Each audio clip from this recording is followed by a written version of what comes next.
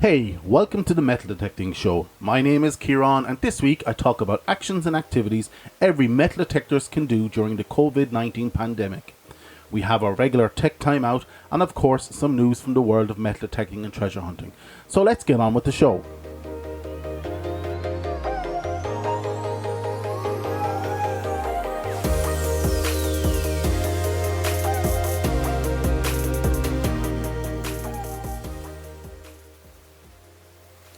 Hi, welcome to the show.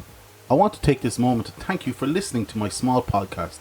We have hit a small milestone of 3 episodes and I want to thank you for giving your time in listening to my ramblings.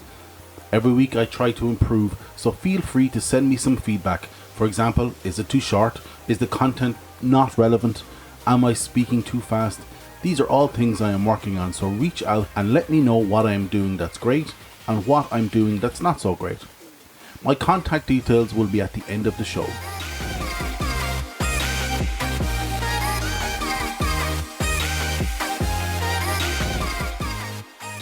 So the world is tightly in the grasp of the COVID-19 pandemic, with most countries engaging in lockdowns or social distancing.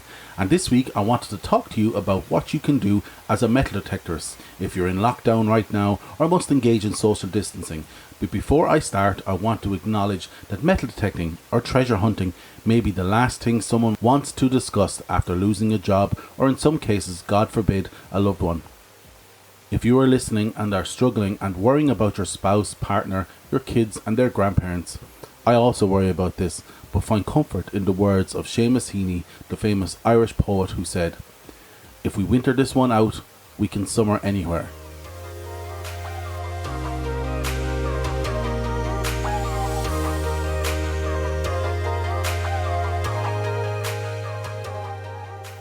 So 12 things to do during the global pandemic of COVID-19 or the coronavirus.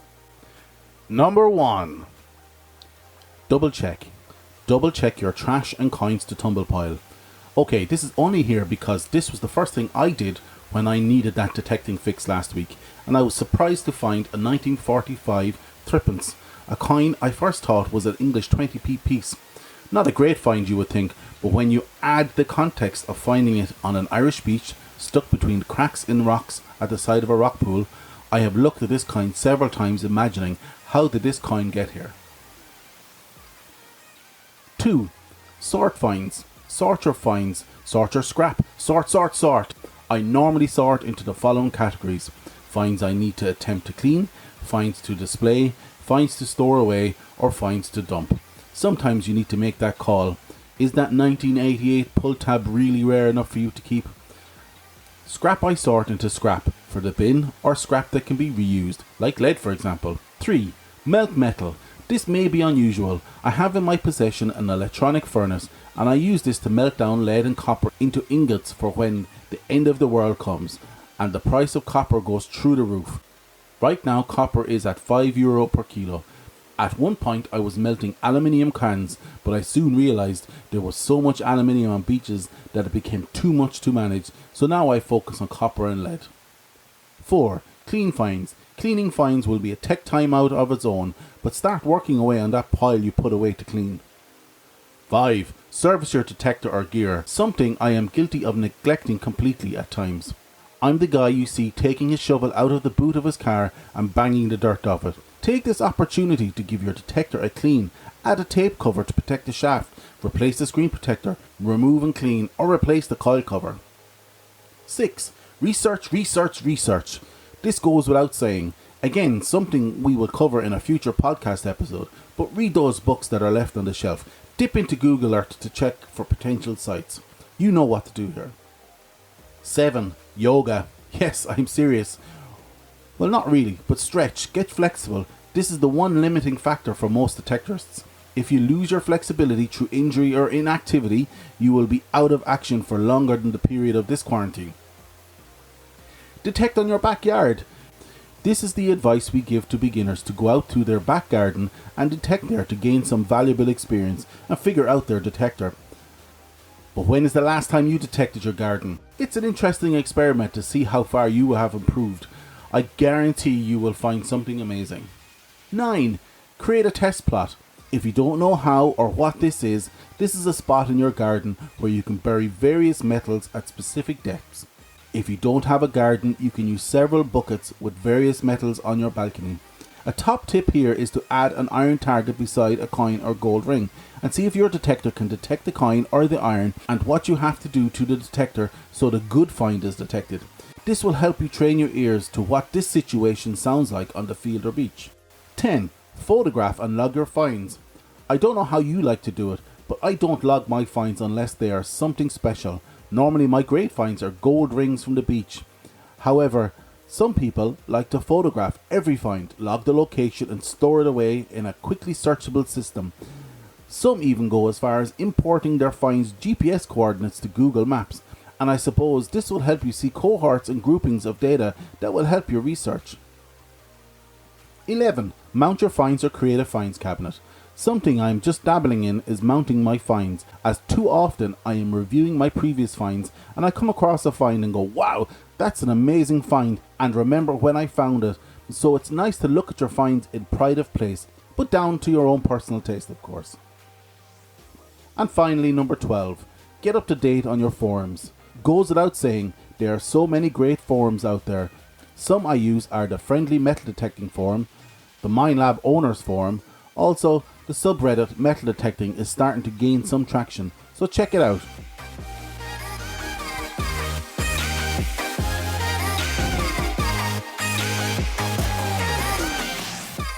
Okay, time for a tech timeout. Digging a hole. I know everyone knows how to dig a hole. Well, apparently not everyone.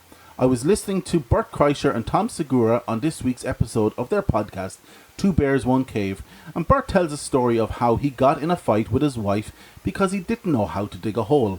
Huh, I hear you say? Well, when digging a hole, Bert was putting the dirt not in one tidy pile beside the hole, but in several piles. In fact, one pile for every shovel of dirt. After laughing about this way too hard, I decided that this is going to be this week's tech timeout. So, how do you dig a hole?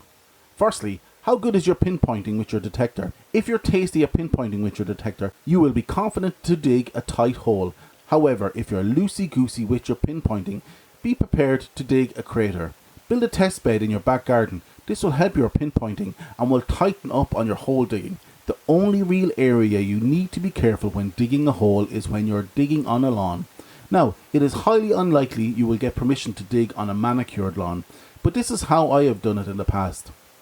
I pinpoint the target. I put what I can only call a ding with my heel to mark the spot. I then grab my Horry knife or trowel. I dig to the left of the ding, and then I dig to the right of the ding, finally to the front, leaving what I can only call a hinge at the back of the hole. I then pry up the front of the hole, ensuring the hinge keeps the plug connected and orientated correctly. I then will use either a tea towel that I bring with me or my pouch if needed, and pile the dirt on top, ensuring none, and I mean none, gets on the grass. If it does get on the grass, you will end up with an unattractive brown spot showing where you were digging. Once the find is located, I replace all the dirt carefully and finally close the hinge plug on top of the dirt. With my final step being, I take my foot and push with my heel to ensure all contents are packed and level with the existing untouched surface. I have been known at times to sprinkle some water on the spot to ensure we have full recovery of the lawn. On pasture or a farmed field, I use the same method as above without all the faffing about with a tea towel and dirt. I leave the dirt well away from the hole in a tidy pile within reach of me being able to scrape it into the hole with the side of my foot, finishing with a final stomp of my heel. On a beach, I use a stainless steel scoop that is amazing at saving your back. I'm fairly ruthless in driving the scoop with my foot into the sand. I then half pull out and drive it again into the hole. My goal when beach detecting is to try and get the find into the scoop the first time. I'm at about 50% success rate here. I have no experience with river searching, but would love to hear your hole digging techniques here. In fact, if you have any hole digging tips, please reach out to the show and I will ensure to learn from you and include in future episodes.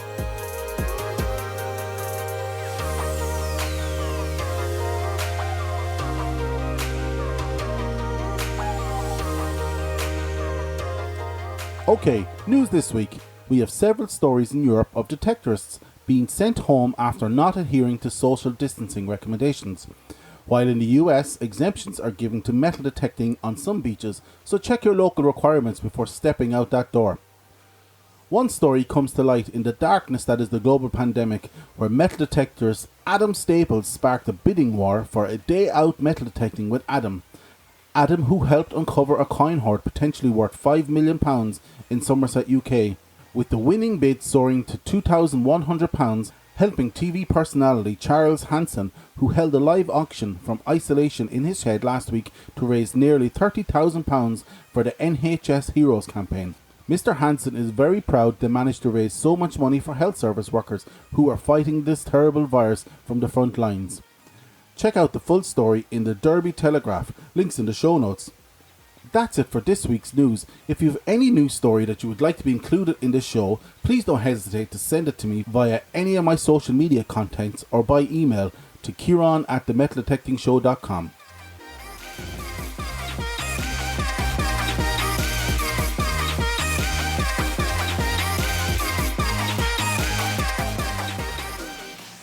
Okay, I hope you like this episode of the Metal Detecting Show podcast. Follow us on Twitter at DetectingThe or Instagram at the Metal Detecting Podcast. If you want to contribute or have suggestions for topics to cover, pop us an email to Kieran, that's CIARAN, at themetaldetectingshow.com. Check out our Patreon page if you want to help the podcast stay alive or just want to buy me a coffee. Just search for the Metal Detecting Show. Once again, I hope you've enjoyed this episode and we will chat to you all again next week. Happy hunting.